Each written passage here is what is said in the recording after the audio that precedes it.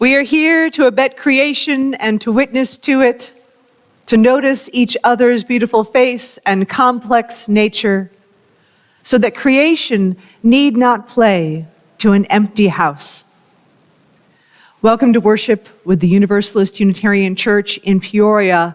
The sanctuary may not have many people, but the house is full with your presence, with our gathering together. It is good to be in worship. It is good to be in community for the living of our mission, to grow in mind, body, and spirit, to welcome and love inclusively, to empower our intellectual searches, and to be part of helping to heal the world. I want to acknowledge where we are today. This is the ancestral home of the Peoria people. They were here long before any of us, and they continue in their lives.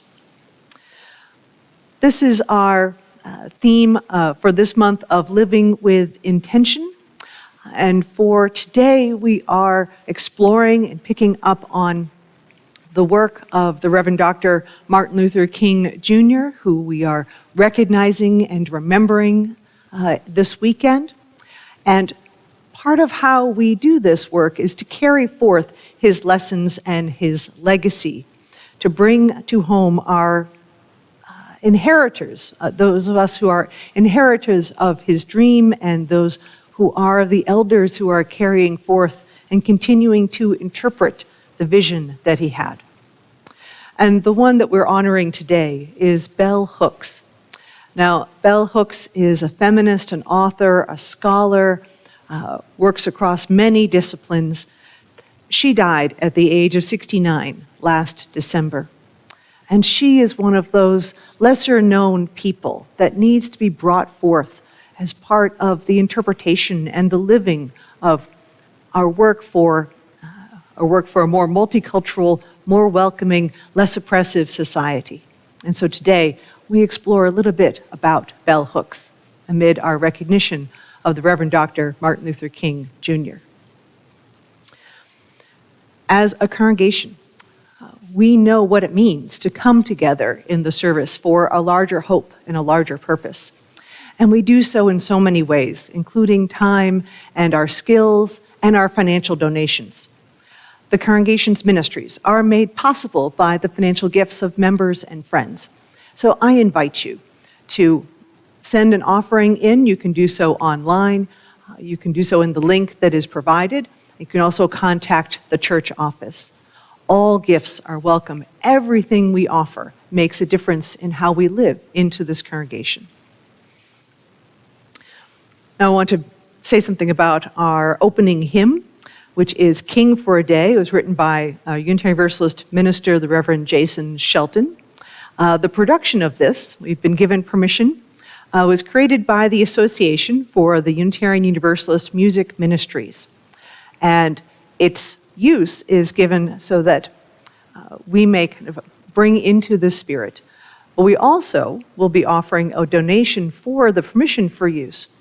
The donations collected will go to benefit those who are music professionals, that they may continue their professional development, and particularly for those who are Black, Indigenous, or people of color. And now, I invite you to join with me in enjoying King for a Day.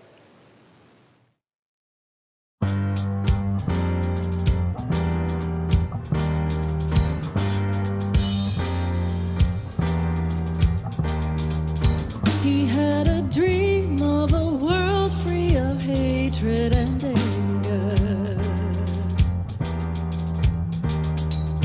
He had a dream of a love beyond race, creed, or color. He had a dream and he gave it to me. What will I do with it? Who will I be? I've got to stand up, shout and be heard. I've got to let my heart guide my words. I've got to steady my speed and say, what would it be like if you were king for a day?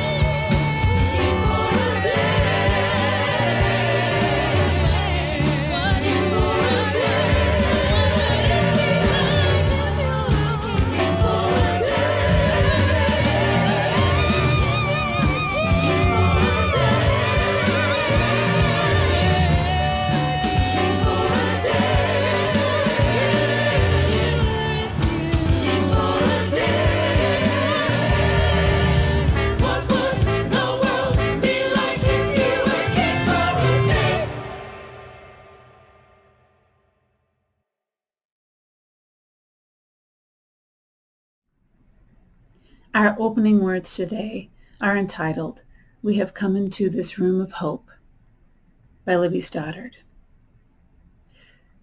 We have come into this room of hope, where our hearts and minds are opened to the future. We come into this room of justice, where we set aside our fears to name freely every oppression. We come into this room of love, where we know that no lives are insignificant. We come into this room of song, where we unite our voices in the somber and the beautiful melodies of life.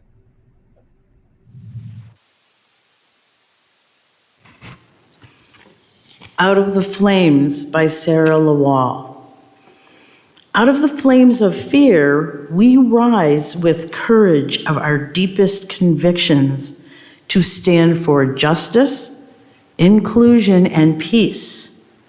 Out of the flames of scrutiny, we rise to proclaim our faith with hope to heal a fractured and hurting world. Out of the flames of doubt, we rise to embrace the mystery, wonder, and awe of all there is and all that is yet to be. Out of the flames of hate, we rise with the force of love, love that celebrates our shared humanity. Out of the flames we rise.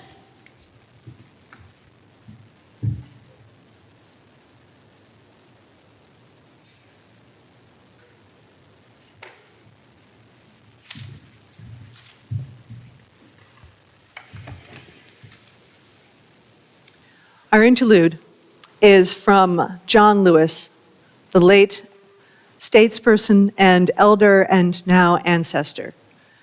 It is particularly important to remember his words and his legacy in this time when we are challenged with creating and sustaining and maintaining our democratic practices. And now we hear John Lewis says,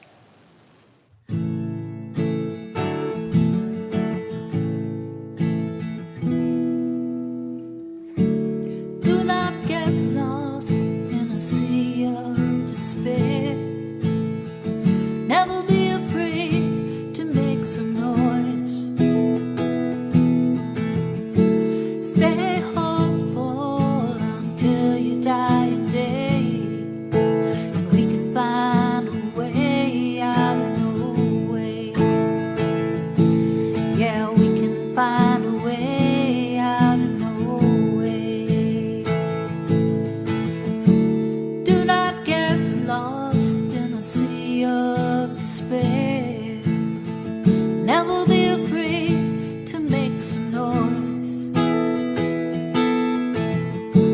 Stay hopeful until you die a day, and we can find a way out of no way.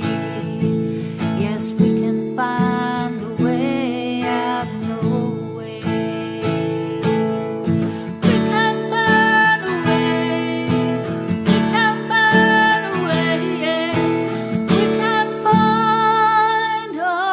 way out of no way.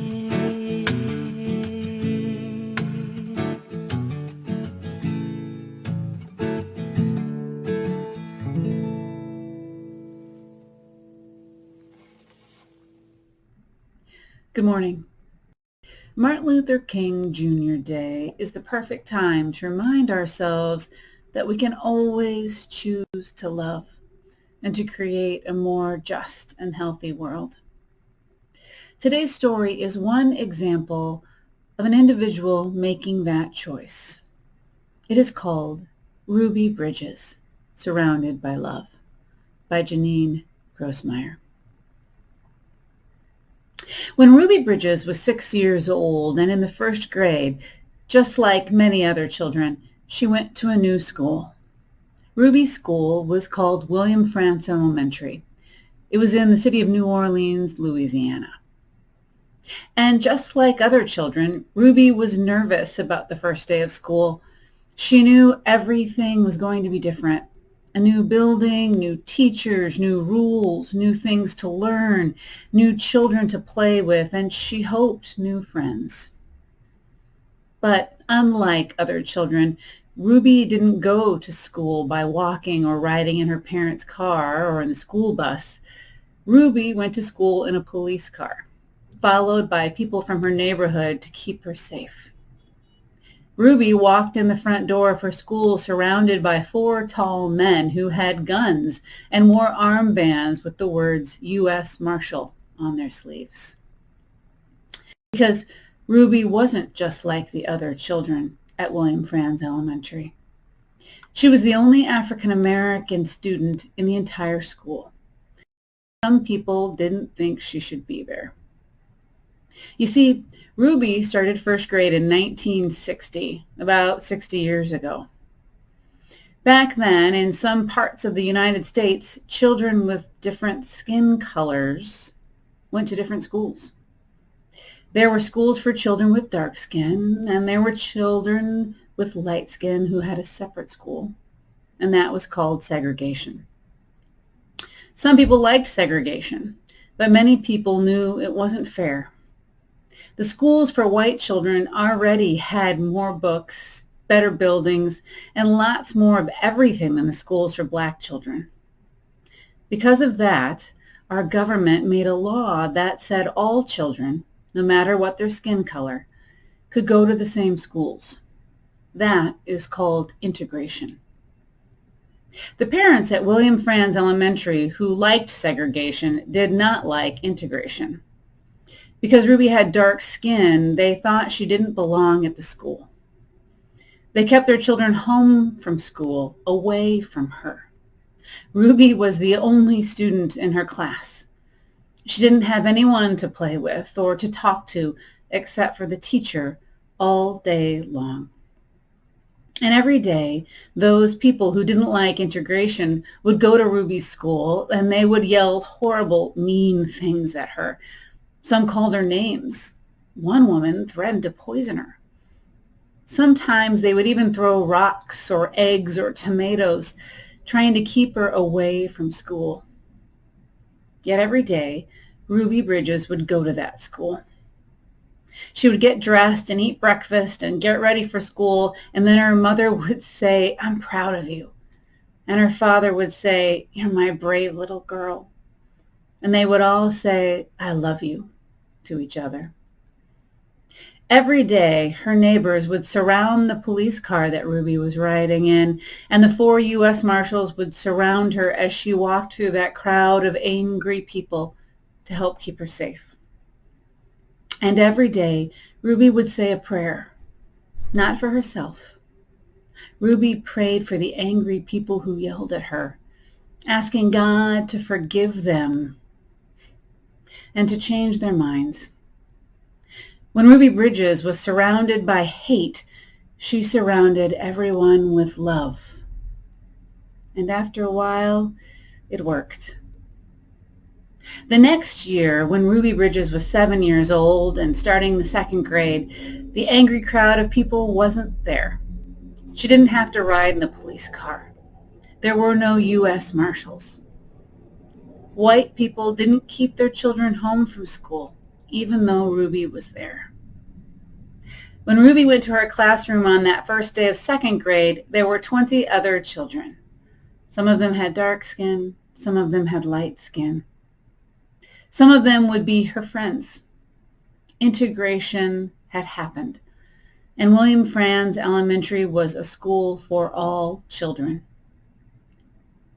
50 years ago, Ruby Bridges helped to integrate a school, and integration helped make our country more fair for everyone. Today, Ruby Bridges is all grown up, and she travels to schools all over the country, telling her story and teaching people to respect and appreciate each other. Each of us can be like Ruby. We can choose to love. So be it.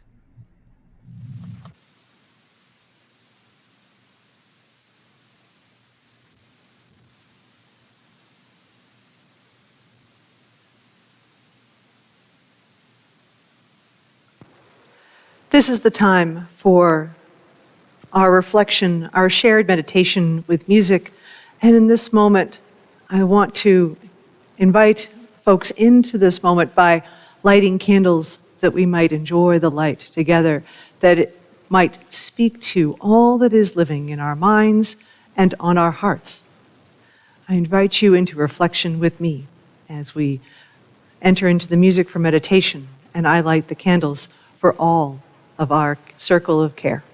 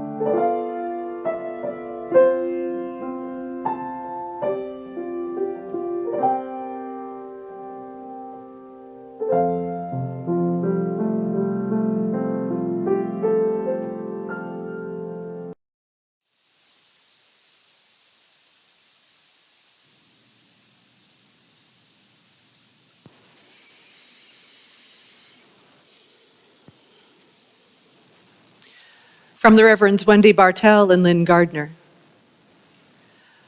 From our separate joys and struggles, we come here to find a place of balance, to find the blessing of restlessness. All are welcome to follow, to lead, to teach, to learn. All are welcome to join in the dance, to catch our breath. All are welcome to give generously, to receive gratefully. All are welcome if we are steady and composed, or if we feel completely lost, or if we don't know quite what we're feeling. The community has a place for us here because we matter and we are loved. This is the sharing of the joys and sorrows in our community. And I want to begin with a note of sorrow. We extend our care and concern to Sherry Shull and her family. Sherry's mother, Doris Rowland, died last Sunday morning. Doris was 89. We offer our care and sympathy to Sherry, to Andy Shull, and to their family, to all those who will be missing Doris. And in our larger world, we extend our care and compassion to Tonga and all those who are recovering from the massive explosion of the undersea volcano and the subsequent tsunamis.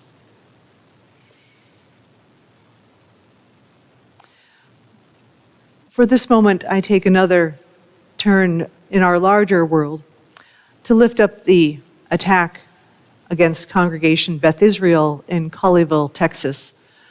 Many of us watched this unfold yesterday.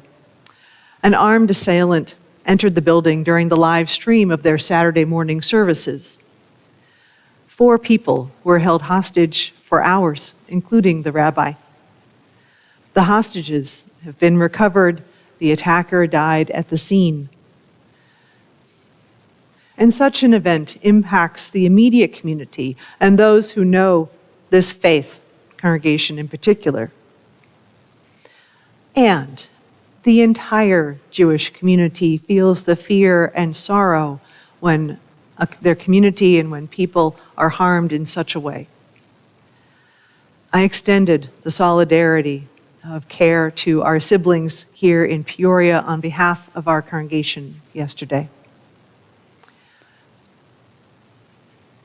And I offer a prayer from Rabbi Jason Fenster for moments when our houses of worship confront the unthinkable. God of compassion, this is not normal. It is not normal for prayers of freedom and memory to be disrupted by weapons.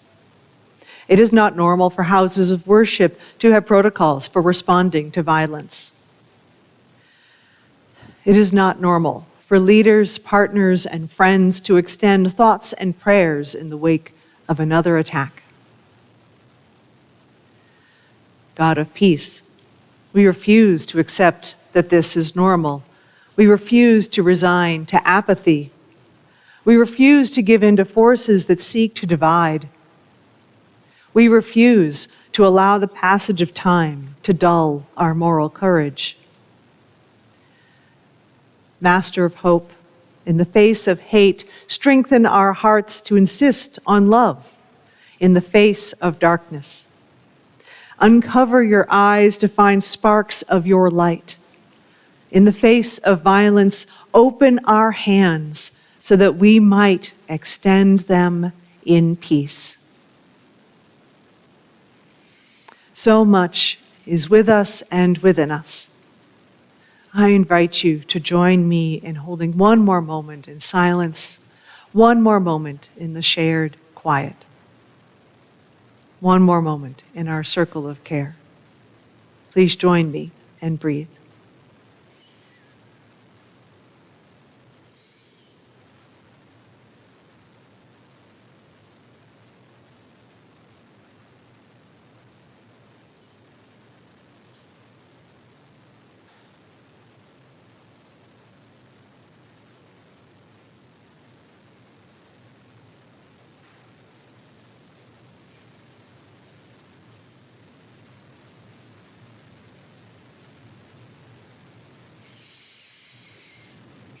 Amen, shalom, and salam.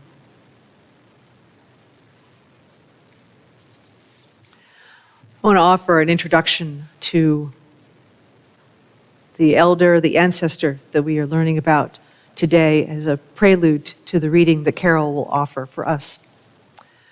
So as part of bringing Dr. King's wisdom and vision into action, the service today is bringing forth various stories and accounts and experiences and music, including such as that as Ruby Bridges, who is still with us, along with that of an elder who more recently became an ancestor. Bell Hooks is the public pen name of Gloria Jean Watkins. She took the name Bell Hooks to honor her grandmother, and she keeps that name in lowercase, so little bell, little b and a little h, in order to encourage the focus on her ideas and not as much on her. And I'll talk about her more in the sermon, but for right now, I will offer that she was an author, a teacher, a professor, as well as a public figure in the intersection of feminism, race, class, and so much more. Bell Hooks died on December 15th, 2021, at the age of 69. Far too soon. And now we hear from Bell Hooks.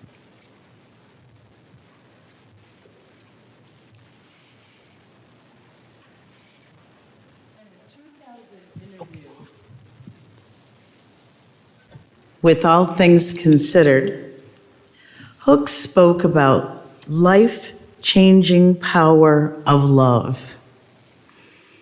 That is the act of loving, and how love is far broader than romantic sentiment. I'm talking about a love that is transformative, that challenges us in both our private and our civic lives, she said. I'm so moved often when I think of the civil rights movement, because I see it as a great movement for social justice that was rooted in love. And that politicized the notion of love. That said, real love will change you. She went on, everywhere I go, people want to feel more connected. They want to feel connected to their neighbors. They want to feel connected to the world. And when we learn that through love we can have that connection, we can see the stranger as ourselves. And I think that it would be absolutely fantastic to have that sense of, let's return to the kind of a utopian focus on love, not unlike the sort of hippie focus on love. Because I always say to people, you know, the 60s focus on love had some stupid sentimental dimensions. But then it had these life-transforming dimensions.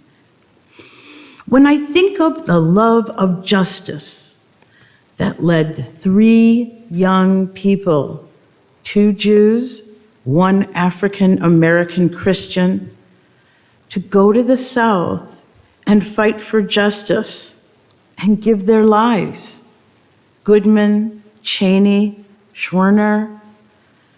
I think that's a quality of love that's awesome. I tell this to young people, you know, that we can love in a deep and profound way that transforms the political world we live in.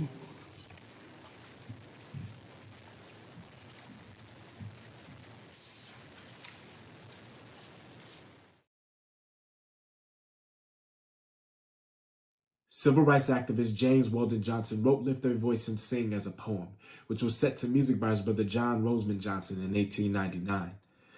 The song is now known as the Black National Anthem in America.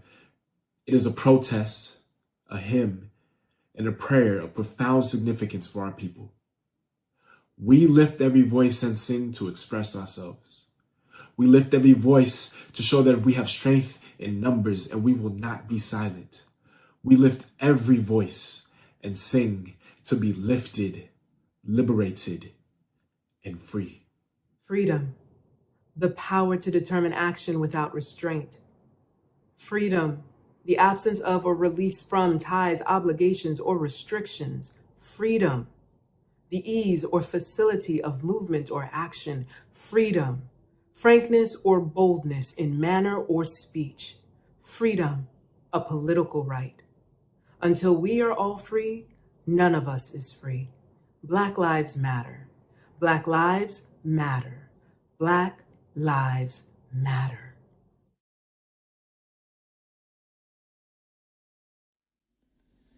Lift every voice and sing Till earth and heaven ring. ring with the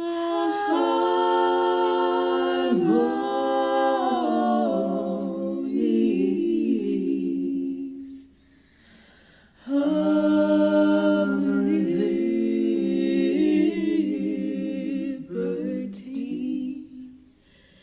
Let our rejoicing rise high as the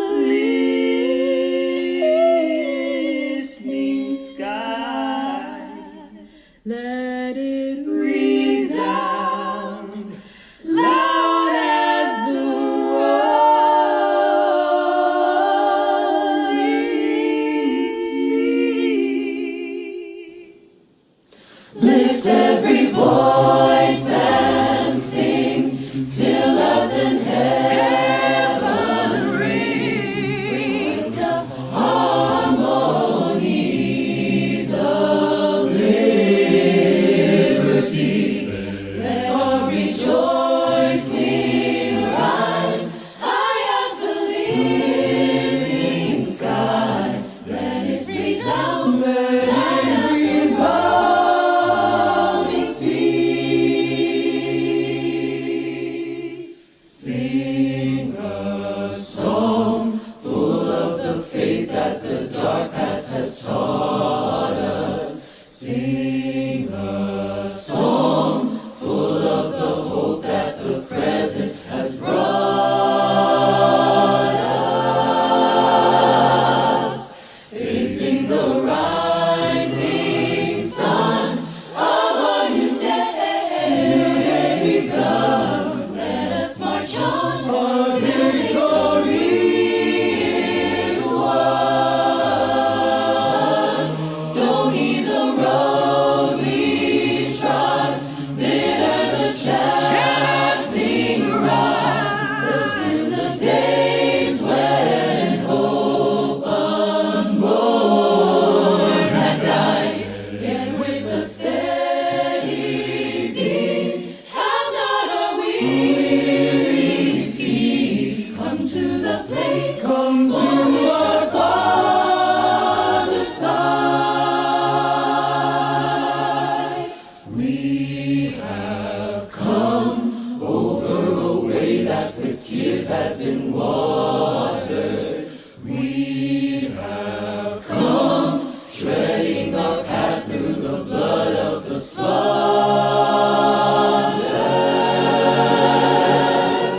Out from the gloomy past, till now we stand at last, where the white gleam of our bright star is cast. God of our weary ears, God of our silent tears, thou who hast brought us thus far on the way, thou who hast by thy might led us into the light. Keep us forever in the path we praise.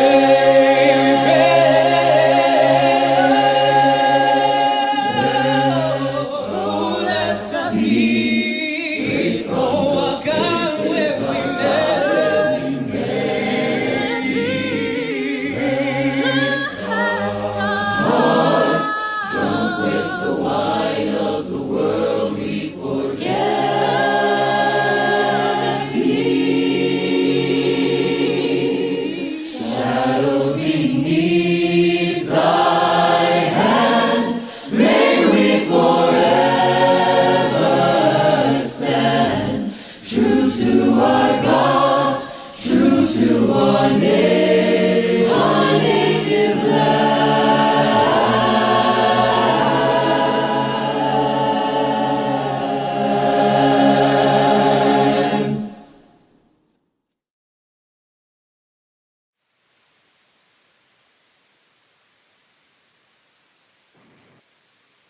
Receive of such a legacy of calling forth and lifting every voice in our recognition, our annual effort to revisit, to reconnect, to understand more fully the legacy and the life of the Reverend Dr. Martin Luther King Jr.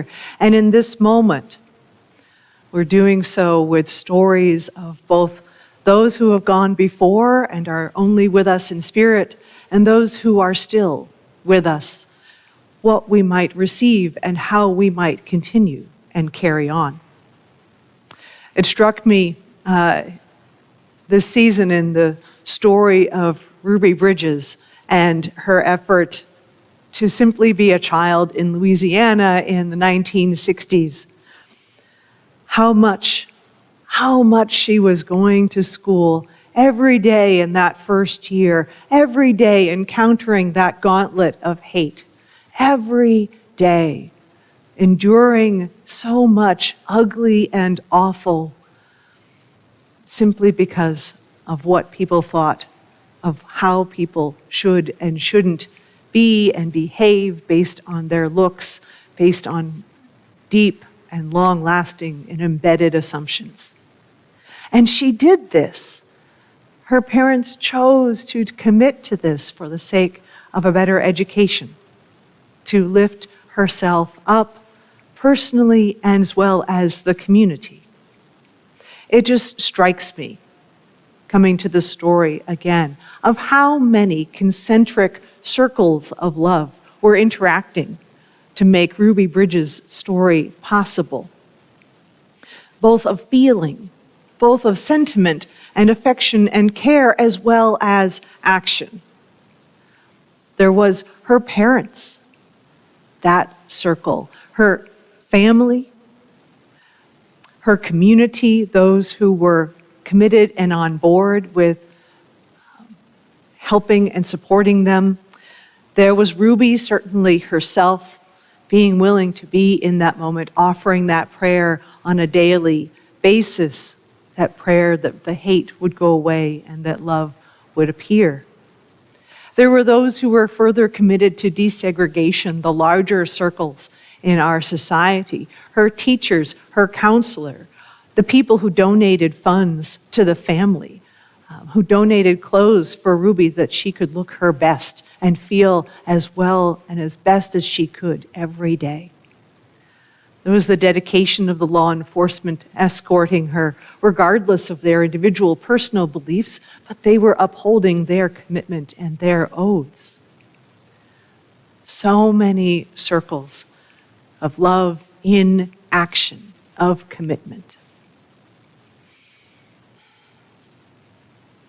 In this weekend, when it is our practice to remember the great dream and dedication of the Reverend Dr. Martin Luther King Jr., I see and take up those circles of influence that keep overlapping, the ones that were around him as well, the ones that were with him, from him, and the ones that keep going outward and along and keep intersecting one and another.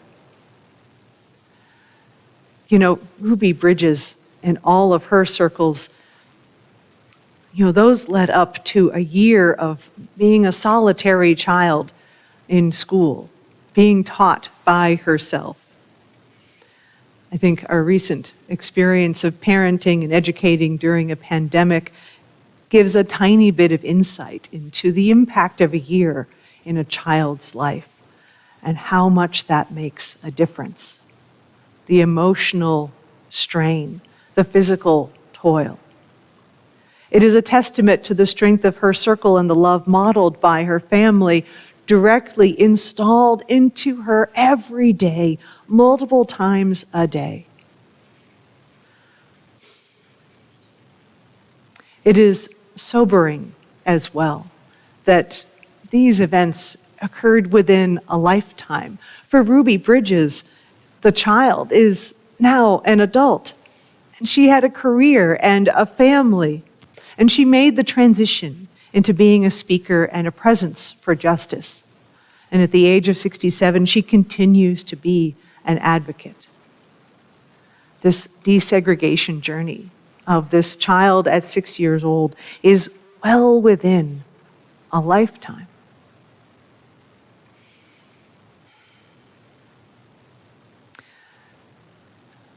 Dr. King reminded us again and again how much we were deeply interconnected, that inescapable network of mutuality, and how much within that understanding he could call us forth into our better selves, call us to being a more nonviolent, more inclusive society, called to putting love into action.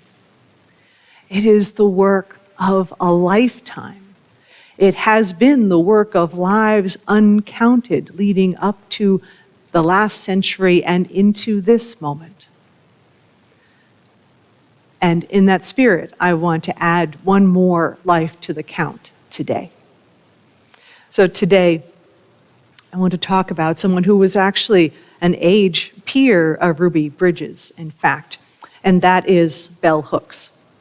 Now, Bell Hooks, as I said, she's is the pen name and the public name of Gloria Jean Watkins. Bell was born in a small town in Kentucky near the Tennessee border in 1951. She was just a few years younger than Ruby Bridges.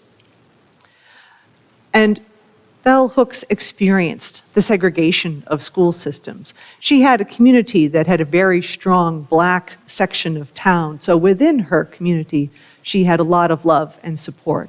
But she lived in a very segregated experience overall.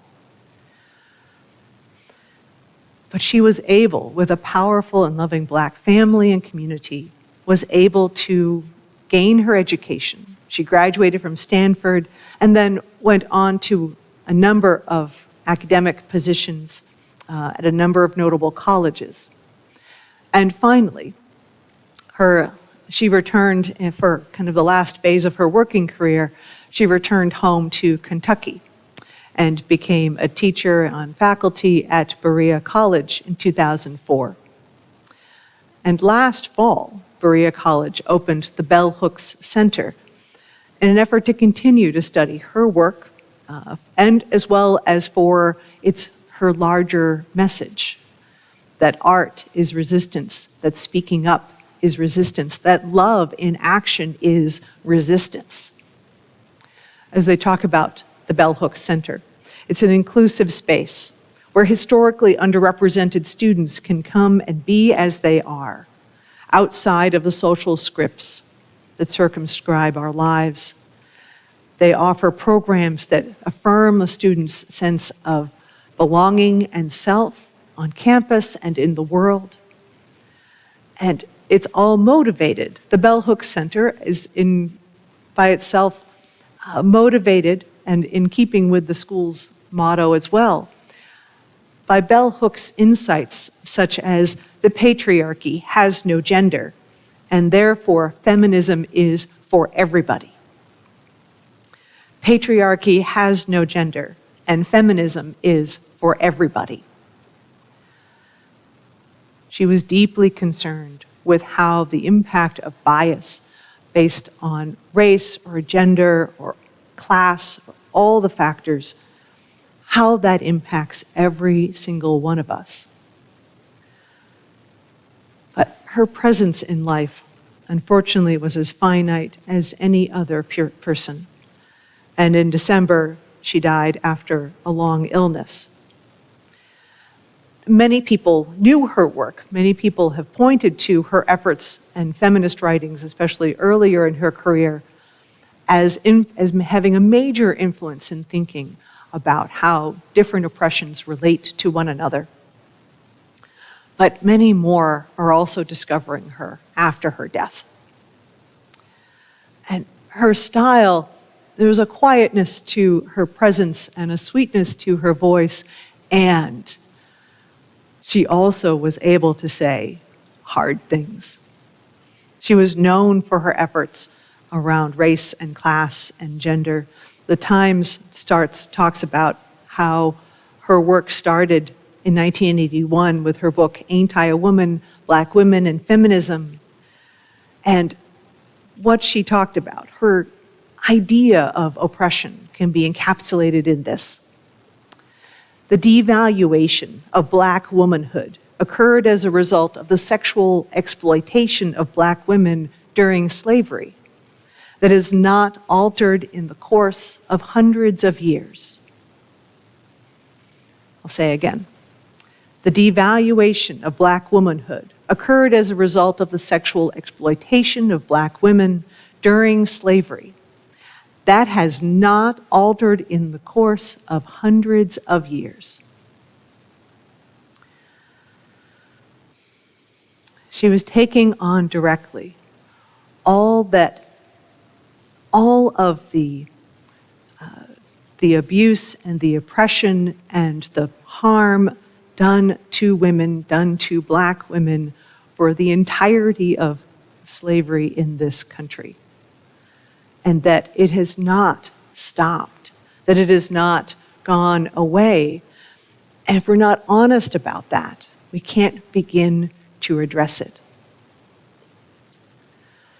This idea of the interconnection between race and sex and gender and exploitation, it may not be news to us so much today, but that is in part because she has been speaking to this for so long. And so many people have heard her and taken up those words. Kimberly Crenshaw, who defined the term intersectionality, talked about her as being pivotal to an entire generation of black feminists who for the first time saw they had license to call themselves black feminists. That Bell Hooks was courageous for saying just that women can be black and feminist and put that together. Because womanhood cannot be reduced to a singular experience. It's always within the encompassing frame of race and class. And that Hooks called for a new form of feminism that recognized the differences and inequalities among women as a way of creating a more inclusive overall feminist movement. But she also was not shy about claiming her Appalachian roots, her love of where she came from, her love of the working class and the impoverished classes of which she was connected. But personally, she kind of talked about herself as a Buddhist Christian. So here's another places where those overlapping circles are connected. Because she was friends also with the Buddhist monk Thich Nhat Hanh. And they both were able to talk about love. There's a conversation between them where they're talking about love, and they're also talking about love as received from the Reverend Dr. Martin Luther King Jr. All of these overlapping circles of care and understanding represented just simply in that one conversation. Her solution to all of these struggles was, well, love, actually. Her definition of love was one that was an act, the love as the verb, not simply as the noun. She would certainly agree with Dr. King that it's not a love not being the mushy sentiment. That's not the kind that she was talking about, certainly not what Dr. King was talking about. In her book, All About Love, from 2000, one of those first essays in that book talks about her definition. And she draws from the psychologist Erich Fromm and author M. Scott Peck. And her definition comes from them, which is, love is the will to extend oneself for the purpose of nurturing another's or one's own spiritual growth. Love is the will to extend oneself for the purpose of nurturing another's or one's own spiritual growth. Love is as love does, Peck tells us. Love is an act of will. It is namely both an intention and an action. Will also implies choice. We do not have to love. We choose to love. We do not have to love. We choose to love. and what we normally think about as expressions of love, affection and care and recognition and trust, all of those, Hooks tells us, are ingredients of love, along with respect and open communication. But what she's presenting in this love as an action, love as a choice, is counter to our notion collectively of an instinctual love, of falling in love, of feeling, of kind of letting go and going with the emotion. Because she'll offer that it's also that kind of falling in love is letting go of agency, when love is an action and a decision. It holds us to choose to love, is holding us accountable and responsible for our lives. This is part of her answer, that the answer is love, how do we hold ourselves and each other accountable and responsible? And to do so in a way that is generous and abundant, with care for others' spiritual growth as well as our own. Her concern was that the learning these faulty definitions of love when we are younger sets us up for all kinds of difficulty along the way, because we want to not accept abuse or violence or oppression in our lives. But there's so often a conflict between harm in our relationships and loving and expressions that look like love. Harm and expressions that look like love. She makes the case that abuse cannot exist with love. She acknowledges that care and affection and delight can be present, but she looked at her family and realizes how much the dysfunction was present with them, how much she had been harmed also within the embrace of her immediate family. And she talks about her journey of figuring that out in a way of being willing to acknowledge the truth of that and have it be descriptive but not judgmental. Where she found the living expression of love, the kind that she's talking about, that true support of the other, she did find in grandparents and other people in her lives. And that experience of an active, chosen love enabled her to have the strength to survive all the hardship that she endured, and to bring that sense of love into her life and into social critique. Because she accepts that standard.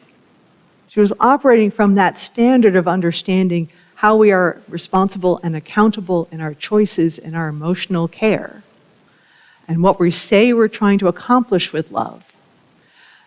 And she applied that standard to all these aspects of our society and was able to say, this is where the oppression of women comes from. This is where, and this is how it harms all of us. All of us. I'll offer that it has me thinking, that she has me thinking about the nature of love in my own life. And have I been acting in love? I've known about this definition from Eric Fromm and Scott Peck for quite some time. And to have it show up again and applied in such a way that's looking at our larger systems all around us and invites personal reflection, the way that she was modeling this in her own life and trying to hold herself accountable and honest to the nature of the relationships and the experience of them for herself. I have to say, I'm going to spend some more time thinking about how am I actually acting out of love in all the ways, in all the places, in all my circles. Love is an extension of self for the sake of another's or your own spiritual growth. It is an active, chosen path again and again. And she goes on to offer how love shows up in our individual and global lives, in differences of opinion, in values, in perspectives. If we start from love, she says, we have to recognize we're going to encounter disagreement. We're going to have to examine our expectations of ourselves and others. Because if we're actually acting out of love, we know we're going to have conflict. We know we're going to be on different places and different opinions. But, she says, but it's also this choosing of love is liberating. The moment we choose to love, we begin to move against domination, against oppression. We begin to say we are not going to accept anything less than loving treatment. The moment, she says, we choose to love, we begin to move towards freedom and to act in ways that liberate ourselves and others. The moment we choose to love, we begin to move towards freedom to act in ways that liberate ourselves and others.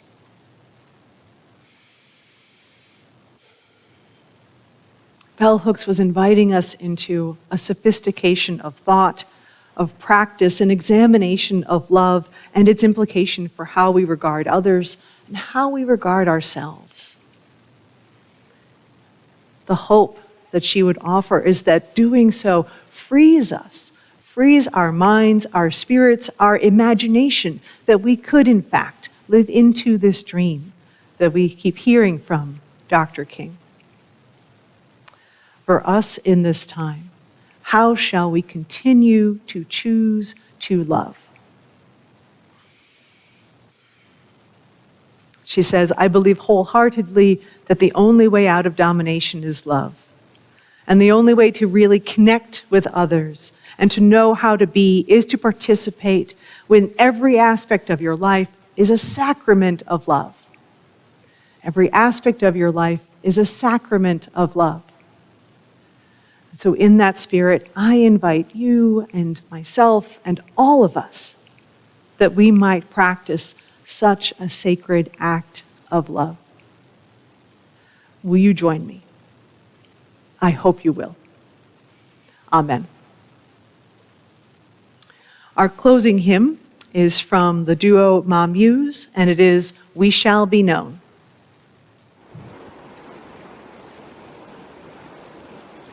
We shall be known by the company we keep, by the ones who circle round to tend these fires. We shall be known by the ones who sow and reap the seeds of change alive from deep within the earth.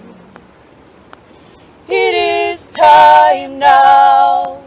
It is time now that we thrive. It is time we lead ourselves into the well. It is time now, and what a time to be alive. In this great turning we shall learn to lead in love. In this great turning we shall learn to lead in love. We shall be known by the company we keep, by the ones who circle round to tend these fires. We shall be known by the ones who sow and reap the seeds of change alive from deep within the earth. It is time now. It is time now that we thrive. It is time we lead ourselves into the well. It is time now, and what a time to be alive. In this great turning we shall learn to lead in love. In this great turning, we shall learn to lead in love. In this great turning, we shall learn to lead in love. In this great turning, we shall learn to lead in love.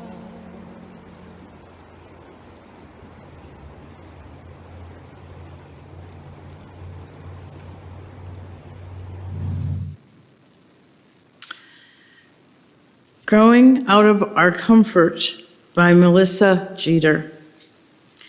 We extinguish this chalice today, but we are illuminated by a faith that allows us to sit and think in this quiet time. We can reflect in solitude, meditating on love, and growing out of our comfort. Though we experience discomfort, we are excited to give birth to a new, just world.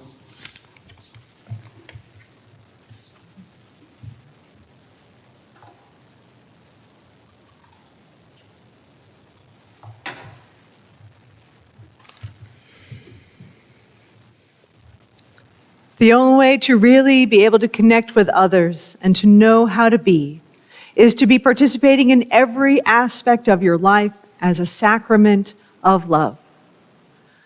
Let us receive all that has gone before us, all these circles of care and concern, all of these concentric circles of love, from those who have gone before, to those who are still with us, to those who will come after. We offer our sacrament and the practice of love. Our worship is ended. Let our service begin.